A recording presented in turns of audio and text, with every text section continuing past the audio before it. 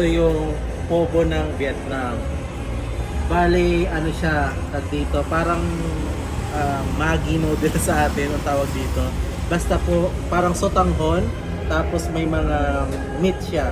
Magpipili ka kasi kung pork or beef. Or chicken. Yung chicken, yung ipapalagay mo. Actually sa akin, walang mga gulay, pero yung sa kanya kasi, yan yung kompletong pugo. Tapos, ayun. Eto, ano tawag dito sa ganito? Basil. Basil. Ito yung ano, pampalasa na And dahon. then may sprout. May sprout. Tapos may chili na hiniwa-iwa. And may then lime. Lemon. Ayan. Tapos sa kabilang Store. store, nag-order kami nito. Guys, tingnan nyo. Sarap. Ang sarap niya. Tamo.